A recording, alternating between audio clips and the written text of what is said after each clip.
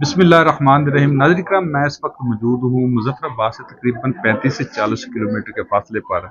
ये कश्मीर की फ़ज़ाओं में मौजूद हूँ। ये पुरफ़ज़ाएँ जो हैं आज भी पाकिस्तान का नगमा गा रही हैं। मेरे साथ हैं रिज़वान हदीद साहब, जो कश्मीर यूनाइटेड वेलफेयर के चेयरमैन हैं। साथ इनकी मोहब्बत का दम भरते हुए हम वज़ीराबाद अलीपुर चट्टा से एक मेडिकल मिशन लेकर आए हैं, जो इनकी खालसन मोहब्बत और इनकी काविशों का नतीजा। हम जिस मुकाम पर खड़े हैं, ये यकीनी तौर पर पहाड़ों में एक पुरफ़ज़ा सी आबादी है। तो ये हमारा मेडिकल मिशन इधर आया है, हम लोगों को चेकअप भी कर रहे हैं। लेकिन ये जगह जो है, ये जो मुकाम है, बहुत ही अहमियत का हामिल है। तो इनसे बात करते हैं, ये बताएंगे कि कितनी अहमियत का हामिल है और इसकी तारीखी अहमियत क्या है। इस इलाके की अहमियत और इस जगह की अहमियत हमारे नाज़रीन को बताएं ज़रा। बिस्मिल्लाहिर्रहमानिर्रहीम। सबसे पहले तो मैं पाकिस्तान मरकज़ी मुस्लिम लीग ज़िला वज़ीराबाद की टीम का बहुत ज़्यादा शुक्रिया अदा करता हूँ।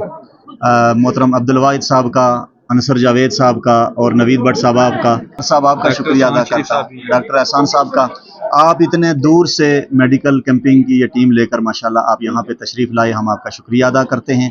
ये पहलियाँ का इलाका है और ये बुनियादी तौर पे यूनियन काउंसिल है तहसील नसीराबाद ज़िला मुज़फ़्फ़राबाद की। और आप यहाँ पर आपने आकर देखा कितना दूर दराज इलाका है, पगडंडियाँ हैं, कठिन रास्ते हैं, कच्ची रोड है, 4x4 जीप के ज़रिए से आप यहाँ पर पहुँचे हैं।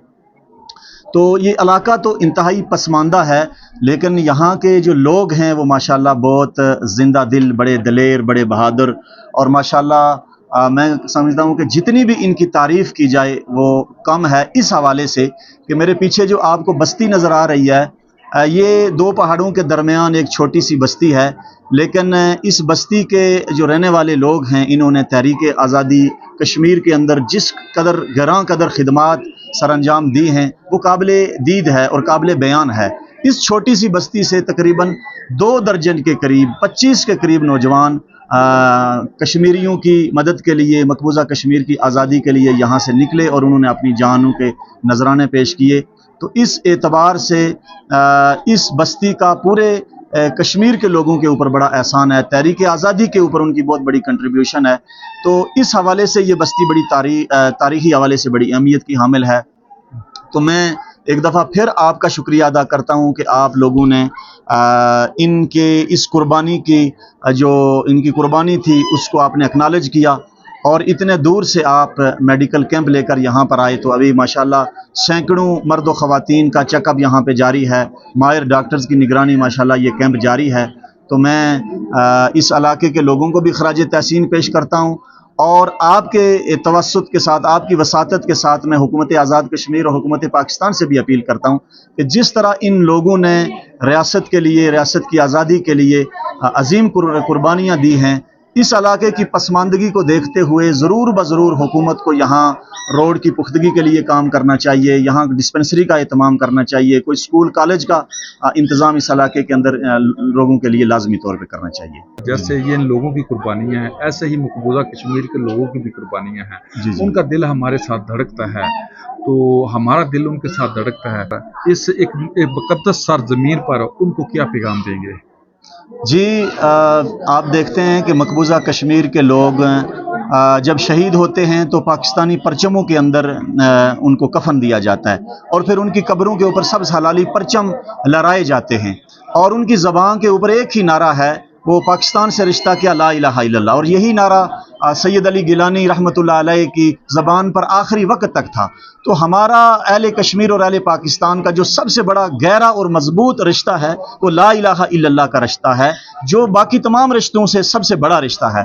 तो मैं ये समझता हूँ कि और हम इस मौका के ऊपर अवाम पाकिस्तान की भरपूर तौर पे उनका शुक्रिया अदा करते हैं कि जिस तरह उन्होंने अहले कश्मीर के साथ उनकी आज़ादी की तहरीक के अंदर गैर मुतज़लज़ल उनके साथ वो खड़े रहे और हर जगह पे उन्होंने, हर प्लेटफार्म के ऊपर उन्होंने कश्मीर के लोगों की वकालत की और उनका तहरीक आज़ादी कश्मीर के अंदर भरपूर साथ दिया।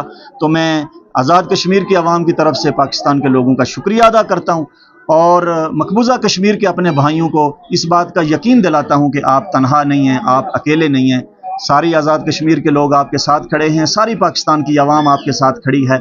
इंशाअल्लाह جب تک آزادی کا سورج طلوع نہیں ہو جاتا اس وقت تک انشاءاللہ ہم آپ کے پیچھے کھڑے رہیں گے اور آپ کے ساتھ آپ کے ہم قدم انشاءاللہ آزادی کی اس تحریک میں آپ کے ساتھ رہیں گے۔ نریندر مودی اور اس کی سرکار جو ہے مظلوم نہتے مسلمان بھائیوں کشمیریوں کے اوپر جو ظلم کے بہار ڈھا رہے ہیں، یہ کب تک یہ قربانیاں دیں گے تو اس کی ظلم و بربریت کا سورج غروب ہوگا؟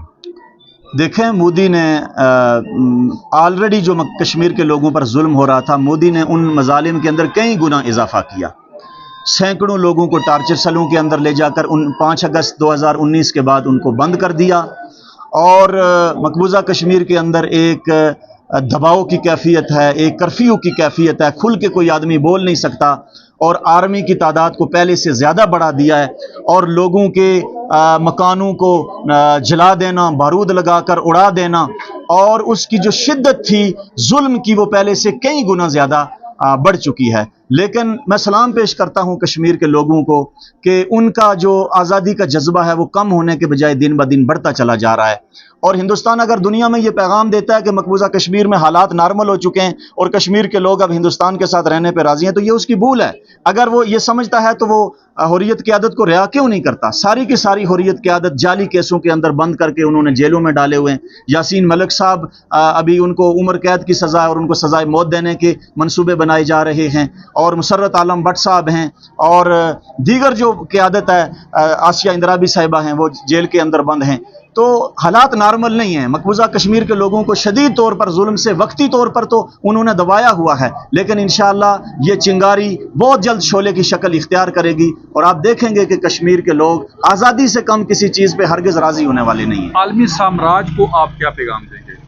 عالمی سامراج کو ہم یہ پیغام دے رہے ہیں کہ آپ نے دیکھ لیا کہ جس طریقے سے کشمیر کے اندر ہندوستان ظلم کر رہا ہے، اور پہلگام کا ایک جعلی واقعے کو بنیاد بنا کے ہندوستان نے آزاد کشمیر اور پاکستان کے اوپر آپریشن سندور کو لانچ کیا، اور اس کے بعد جس طرح اس کو ہزیمت کا سامنا کرنا پڑا اور ذلت کا سامنا کرنا پڑا، اور پاکستان کی بہادر افواج نے صرف 45 منٹ کے اندر اس کو تگنی کا ناچ نچایا۔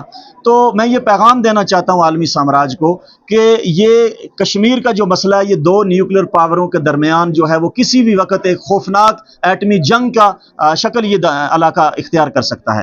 تو دنیا کو چاہیے کہ اس مسئلے کو حل کروائیں، اور وہ انٹرویل کریں اس مسئلے کے اندر اور کشمیر کے مسئلے کو حل کروائیں، ورنہ اگر اس مسئلے کو حل نہیں کرواتے تو پھر اگر اس خطے میں جنگ لگتی ہے تو اس جنگ کی تپش اور اس کے اثرات پوری دنیا محسوس کرے گی، یہ صرف کشمیری یا پاکستانی محسوس نہیں کریں گے، پھر اس کے شعلے دنیا تک جائیں گے۔ جی بالکل ایسا ہی ہے کہ 65 کی جنگ دیکھ لیں، 71 کی دیکھ لیں، کارگل کا واقعہ دیکھ لیں، اور پہلگام کا آپ واقعہ دیکھ لیں، یہ قوم سیسا پرائی دیوار بن کر سامنے کھڑی ہوئی ہے، اور جو اس نے سندور کا ایک ناچ نچایا تھا، وہ اس کو یہ پتہ نہیں تھا پاکستان کیا کرتا ہے اور کب کرتا ہے اور کتنی بار کرتا ہے۔ یہ ایک مودی کو خاموش پیغام ہے۔ تحریک آزادی زندہ باد، پاکستان زندہ باد، کشمیر پائندہ باد۔